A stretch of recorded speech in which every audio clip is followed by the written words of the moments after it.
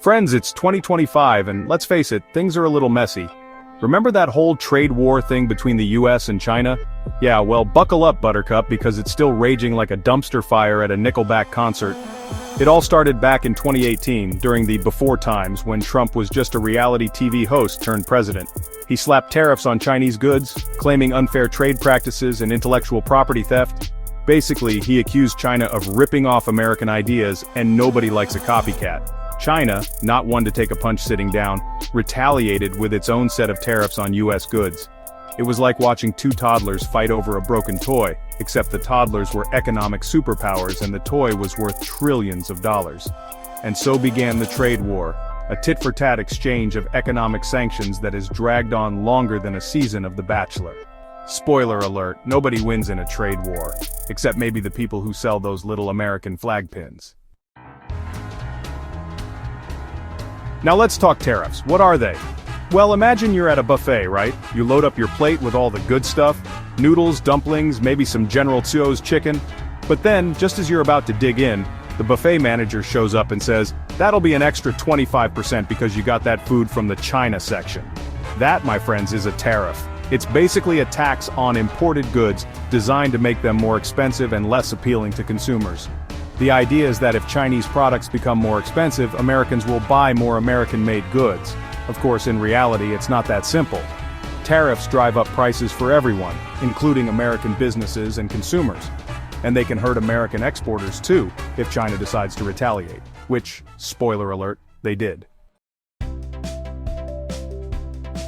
Fast forward to 2025. The trade war is still ongoing, with both sides locked in a stalemate.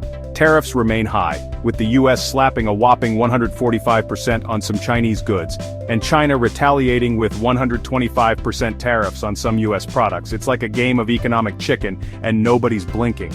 Negotiations have stalled, with both sides digging in their heels. Trump, never one to back down from a fight, even if it's a fight he started, keeps demanding concessions from China. China, meanwhile, is like, "We're good, thanks, we'll just sell our stuff to someone else." The trade war has had a ripple effect on the global economy, disrupting supply chains, increasing costs for businesses, and fueling uncertainty in the markets.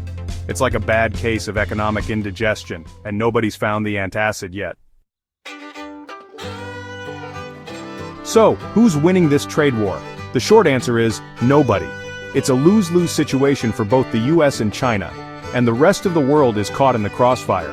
Sure, there have been some minor victories for each side. The US has seen some reshoring of manufacturing as companies bring production back home to avoid tariffs. And China has used the trade war as an opportunity to become more self-sufficient, investing heavily in domestic industries and technology. But these wins come at a cost. The trade war has hurt American farmers, manufacturers, and consumers who are all paying higher prices. It has also damaged US relations with key allies, who are, understandably, not thrilled about being caught in the middle of this economic pissing contest. China, meanwhile, is facing slower economic growth and increased pressure on its export sector. The trade war has also fueled anti-China sentiment globally, which could hurt Chinese businesses in the long run. If this trade war continues, it could lead to a decoupling of the US and Chinese economies, with each country retreating into its own economic sphere.